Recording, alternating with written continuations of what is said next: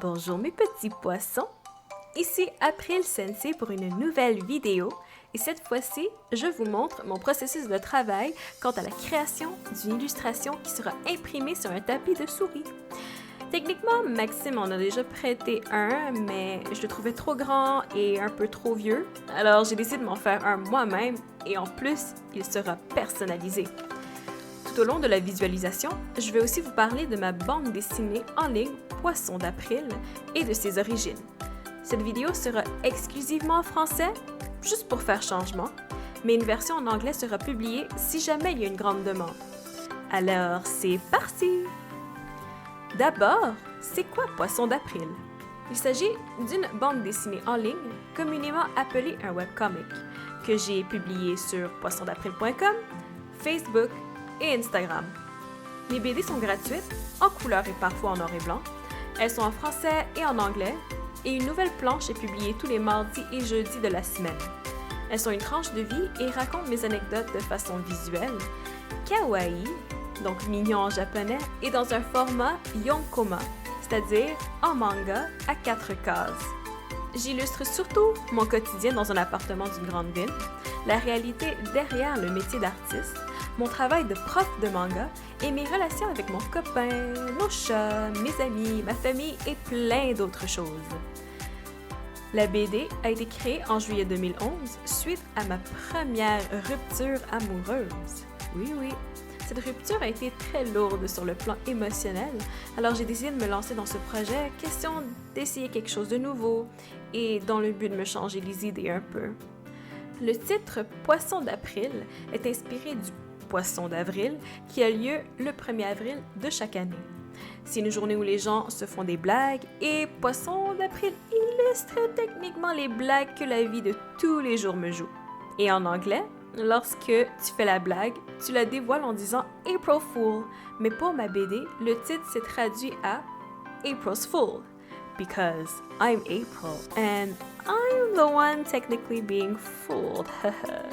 Voyez-vous le concept ici? Bref, mon webcomic a connu différentes périodes au cours de son existence, notamment une grande pause due au fait que je faisais mes études universitaires et que je voulais vraiment me concentrer à obtenir mon diplôme de baccalauréat en arts visuels. C'est seulement en 2017 que Poisson d'April a fait un retour, mais seulement pour retomber dans une autre période, mais sombre cette fois-ci. Je rentrerai pas nécessairement dans les détails à ce sujet-là. Peut-être que je vais élaborer plus tard là-dessus, mais dans une autre vidéo. Par contre, cette période a été tellement obscure que même les BD étaient devenus noirs et blancs. Et c'est vraiment tout récemment que j'ai pu me décider à reprendre les planches en couleur. En octobre 2020, c'était le défi du mois. Donc, le défi se nommait Inktober. C'était un défi dans lequel les artistes illustraient un dessin par jour pendant 31 jours consécutifs. J'ai décidé de pousser le niveau de difficulté un peu plus haut et j'ai finalement réussi à réaliser 31 bandes dessinées de Poisson d'April. C'est vers le milieu de ce mois-là que le side story de Poisson d'April a fait son apparition. Il s'agit d'une mini-aventure que subit mon personnage suite à une overdose de sucre. Elle est projetée dans un univers imaginaire où son copain est emprisonné, où ses chats marchent sur leurs deux pattes arrière et parlent, et dans lequel elle fait face aux démons qui représentaient chacun un stress de la vie d'une artiste, ou d'un artiste. Pour les nommer, il y avait le démon de la finance, la démone du temps, et enfin le démon du blocage créatif. Alors, c'est reçu, mon tapis de souris est arrivé. Ça fait environ 3 semaines d'attente, mais voici le résultat. Alors, honnêtement, je suis vraiment contente par rapport à la qualité du tapis. L'impression est impeccable sur le tapis. Le design, bon, c'est sûr que je suis allée avec un design assez facile. Je voulais pas non plus quelque chose de compliqué et je voulais un motif répétitif. Donc voilà, c'est pas mal ça que j'ai pu faire. Et c'est en plein dans la palette de couleurs que je veux. Parce que le mauve et le turquoise, c'est mes couleurs préférées. Mais là, je voulais absolument quelque chose qui sortait plus mauve-lilas. Ouais. Et puis, le format me va aussi. Je voulais pas absolument quelque chose de trop grand. vu que ma souris de toute façon est vraiment petite, là. Donc ça fait le travail, c'est pas encombrant et ce qui m'a vraiment étonnée aussi, c'est vraiment l'épaisseur du tapis. Je m'attendais vraiment pas à quelque chose d'aussi épais en fait. Pourtant j'ai mesuré puis je me suis dit c'était correct, mais en tout cas c'est pas comme si c'était grave non plus.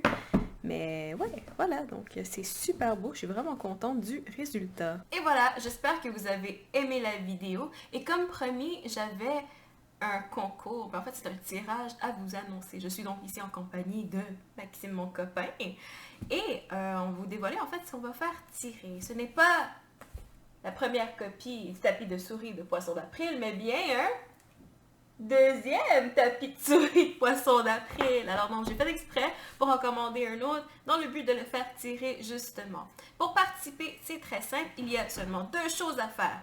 La première chose, c'est de laisser un commentaire à la vidéo en répondant à ceci. Qu'est-ce que vous aimez des bandes dessinées de Poisson d'April? Et ensuite, partagez la vidéo. C'est assez simple, 2 choses. C'était quoi, Maxime?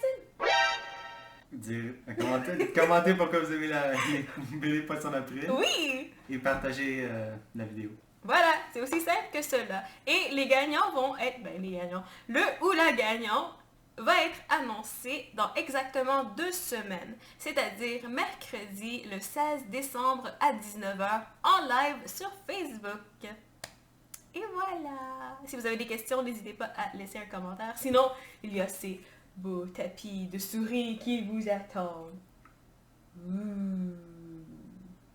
Bye!